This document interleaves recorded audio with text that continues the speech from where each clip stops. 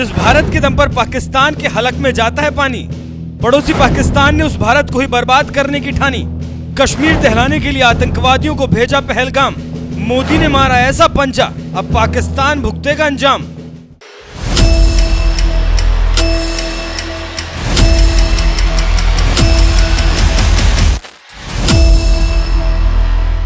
जिस आतंकवाद की वजह से पाकिस्तानी आवाम दाने दाने को मोहताज हो रही है, सत्ता में बैठे शहबाज शरीफ उस आतंकवाद को पालने पोसने में लगे हैं, क्योंकि पाकिस्तान का मकसद यही है कि भारत को बर्बाद करना है। इसीलिए जिस भारत के दम पर पाकिस्तानियों के हलक के नीचे पानी जाता है, शहबाज शरीफ उस भारत को आतंकवाद के दम पर बर्बाद करने का मंसूबा पाले बैठे हैं, जिसका सबूत है पहलगाम हमला। जब 22 अप्रैल को पाकिस्तान परस्त आतंकवादियों ने 26 लोगों को गोलियों से भून दिया।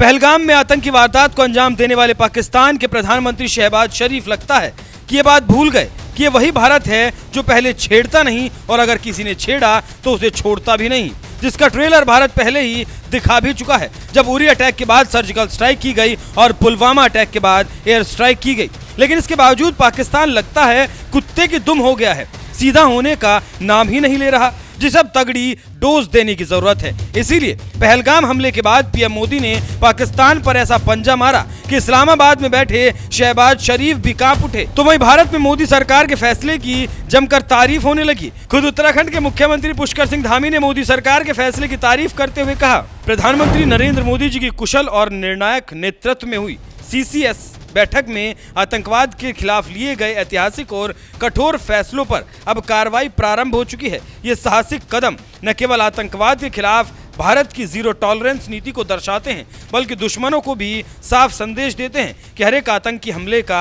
मुंह तोड़ जवाब मिलेगा। केंद्र सरकार के सिंधु जल संधि पर रोक ने साफ कर दिया कि अब खून और पानी एक साथ नहीं बह सकता। इस निर्णायक फैसले से आतंक को पनाह और बढ़ावा देने वाले पाकिस्तान के मंसूबे चकनाचूर होंगे। पाकिस्तान को मुंहतोड़ जवाब देने वाले फैसले की तारीफ करने के साथ ही सीएम पुष्कर सिंह धामी ने 23 अप्रैल को जब पौड़ी गढ़वाल में एक सरकारी कार्यक्रम में शामिल होने पहुंचे तो सबसे पहले पहलगाम हमले में जान गंवाने वालों को श्रद्धांजलि दी। बहुत कायराना हमला आतंकवादियों ने हमारे निहत्थे उन पर्यटकों पर जो पहलगाम में और जम्मू कश्मीर में घूमने के लिए गए हुए थे, पर्यटन के लिए गए हुए थे, और उनकी नृशंस हत्या की गई।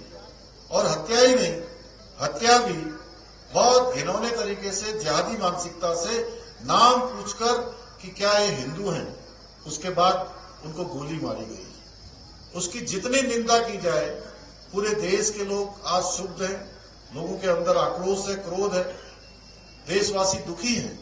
मैं सबसे पहले उस घटना में जो हताहत हुए हैं, जिनकी जान गई है, मैं उन सभी को अपनी श्रद्धांजलि अर्पित करता हूं और भगवान से प्रार्थना करता हूं कि भगवान उनको अपने श्री चरणों में स्थान दे। और उन आतंकवादियों को भी ये कहना चाहता हूं कि यह वो भारत नहीं है कि आप कोई भी घटना करिए और आसानी से बचकर निकल जाएंगे, ऐसा हो नहीं सकता। ये मोदी जी का भारत है। उन चुनिंदे, उन राक्षसों को जिन्होंने ऐसा शर्मनाक इस घटना को अंजाम दिया है, उन राक्षसों का अंत भारत की सेना हमारे प्रधानमंत्री मोदी जी के नेतृत्व में अवश्य करेगी। भाइयों बहनों, पहलगाम में हुए आतंकी हमले में यूपी, महाराष्ट्र, कर्नाटक समेत कई राज्यों के पर्यटकों को जान गंवानी पड़ी। तो वहीं उत्तराखंड में भी कई पर्यटक पहलगाम में फंसे हुए थे, जिनकी सुरक्षित वापसी के लिए धामी सरकार जुटी हुई है। हमारे उत्तराखंड के लोग वहां गए हुए थे, उनके बारे में वो सुरक्षित, उनकी जानकारी के लिए हमने सभी अधिकारियों को निर्देशित कर दिया था कि उनसे बात करें। और मैंने भी कुछ लोग जौनसार क्षेत्र के गए हुए थे, उनसे बात हो गई है, सभी सुरक्षित हैं और आज वो वापस भी आ जाएंगे।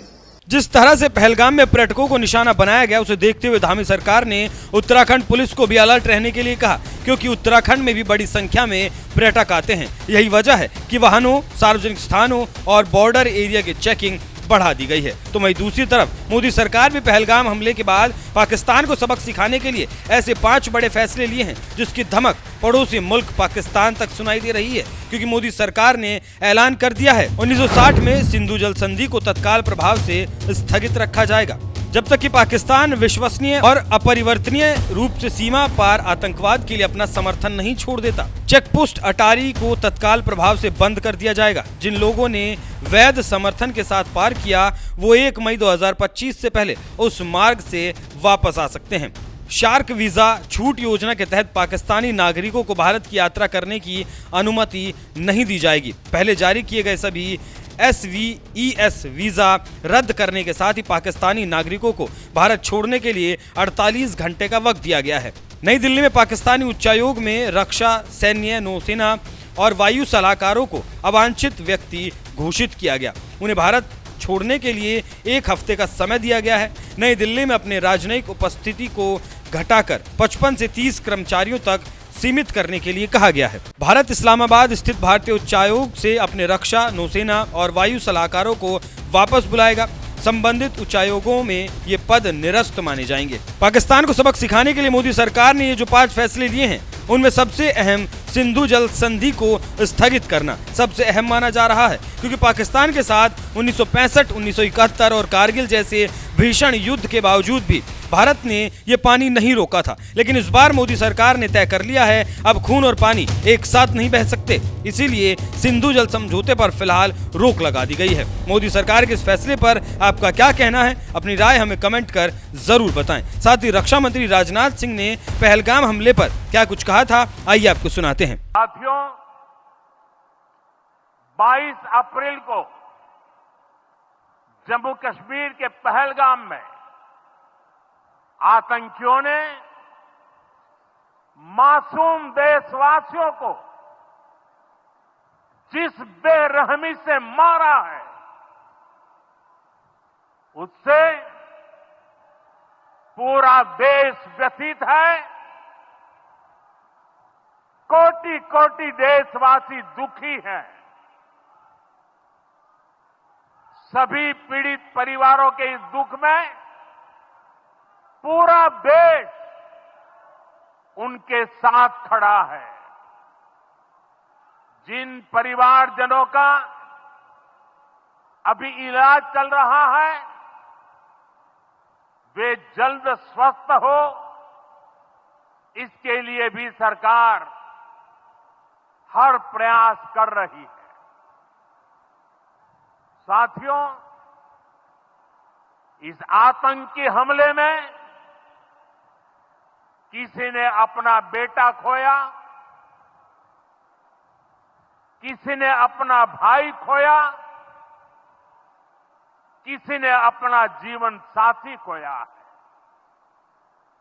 उनमें से कोई बांग्ला बोलता था, कोई कन्नड़ा बोलता था, कोई मराठी था, कोई ओडिया था, कोई गुजराती था, कोई यहां बिहार का लाल था। आज उन सभी की मृत्यु पर करगिल से कन्याकुमारी तक हमारा दुख एक जैसा है, हमारा आक्रोश एक जैसा है। ये हमला सिर्फ निहत्थे पर्यटकों पर नहीं हुआ है,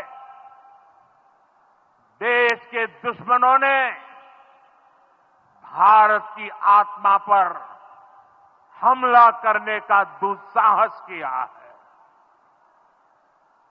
मैं बहुत स्पष्ट शब्दों में कहना चाहता हूं, जिन्होंने ये हमला किया है उन आतंकियों को और इस हमले की साजिश रचने वालों को उनकी कल्पना से भी बड़ी सजा मिलेगी। सजा मिलकर के रहेगी।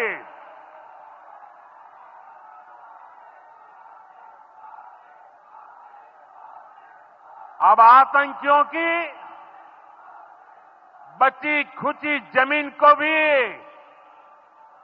मिट्टी में मिलाने का समय आ गया है।